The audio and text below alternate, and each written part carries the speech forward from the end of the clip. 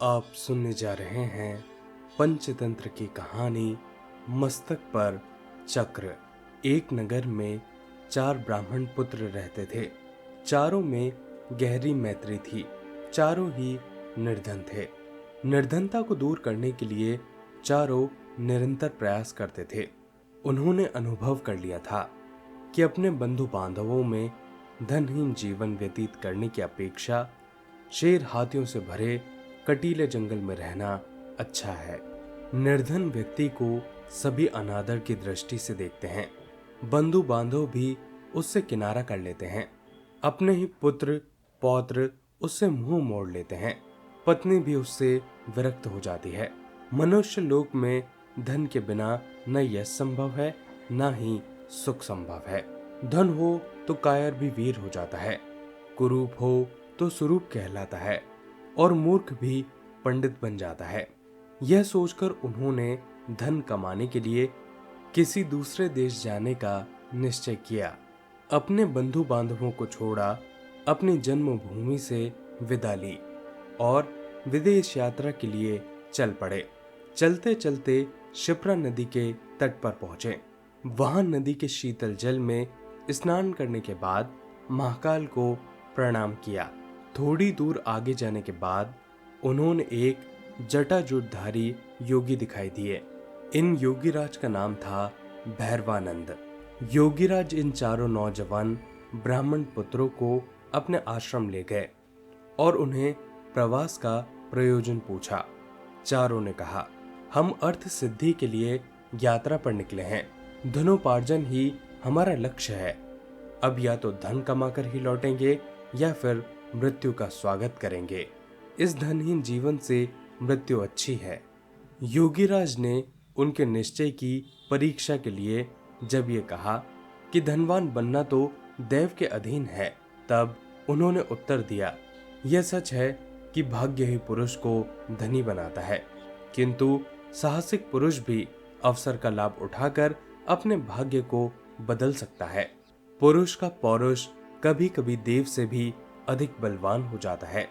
इसलिए आप हमें इस भाग्य का नाम लेकर निरुत्साहित ना करें।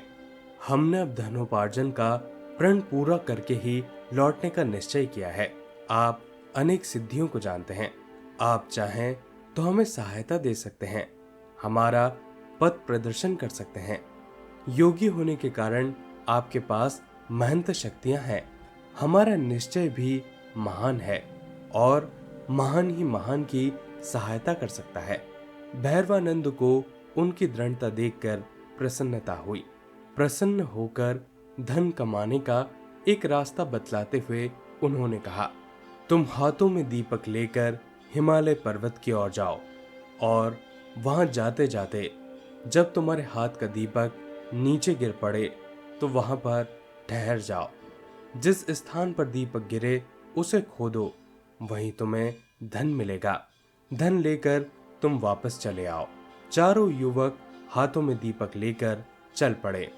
कुछ देर आगे जाने के बाद एक के हाथ से दीपक भूमि पर गिर पड़ा। उस भूमि को खोदने पर वहां ताम्रमयी भूमि मिली। वह तांबे की खान थी। उसने कहा, यहां जितना चाहो तांबा ले लो। अन्य युवक बोले, अरे मूर्ख, तांबे से दरिद्रता दूर नहीं होगी, हमें आगे बढ़ना चाहिए, आगे इससे अधिक मूल्यवान वस्तुएं मिलेगी। उसने कहा, तुम आगे जाओ, मैं तो यहीं रहूंगा। यह कहकर उसने यथेष्ट तांबा अपना लिया और घर लौट आया। शेष तीनों मित्र आगे बढ़ गए। कुछ देर आगे जाने के बाद उनमें से एक के हाथ का दीपक जमीन पर गिर पड़ा। उसने जमीन खोदी तो चांदी की खान पाई। प्रसन्न होकर वह बोला, यहां जितनी चाहो उतनी चांदी ले लो, आगे मत जाओ। शेष 2 मित्र बोले, पीछे तांबे की खान मिली थी, यहां चांदी की खान मिली है, निश्चय ही आगे सोने की खान मिलेगी, इसलिए हम तो आगे ही बढ़ेंगे।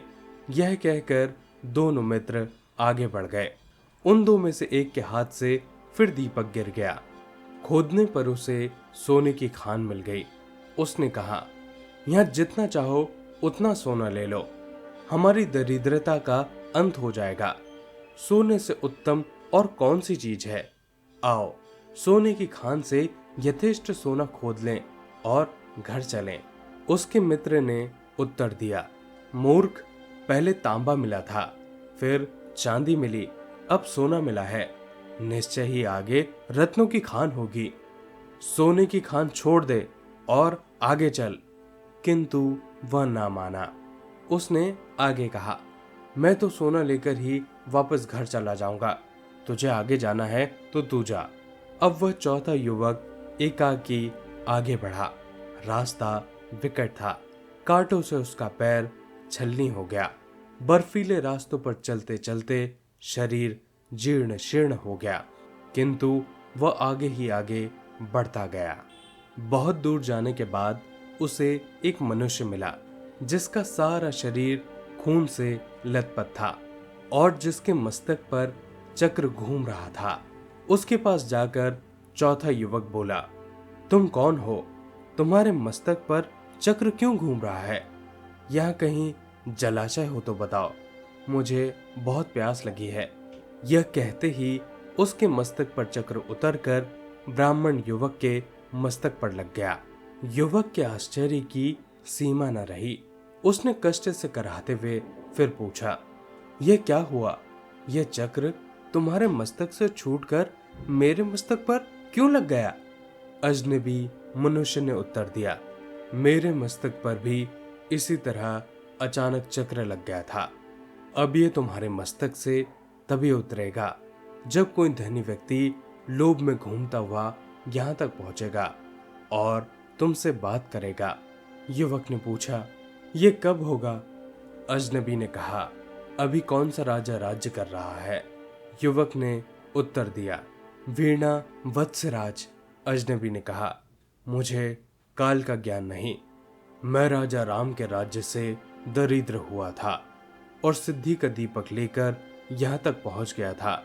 मैंने भी एक और मनुष्य से यही प्रश्न पूछा था जो प्रश्न तुमने मुझसे किया है। युवक बोला, किंतु इतने समय से तुम्हें भोजन व जल कैसे मिलता रहा? अजनबी ने कहा, यह चक्र धन के अति लोभी पुरुषों के लिए बना है। इस चक्र के मस्तक पर लगने के बाद मनुष्य को भूख, प्यास, नींद, जरा, मरण आदि नहीं सताते। केवल चक्र घूमने का कष्ट ही सताता रहता है। वह व्यक्ति अनंत काल तक कष्ट भोगता रहता है। यह कहकर वह चला गया और वह अति लोभी ब्राह्मण युवक कष्ट भोगने के लिए वहीं रह गया। दोस्तों, ये थी पूरी कहानी। इस कहानी से हमें ये सीख मिलती है कि लालच बुरी बला है। आप सुन रहे थे पंचतंत्र की कहानी मस्तक पर चक्र।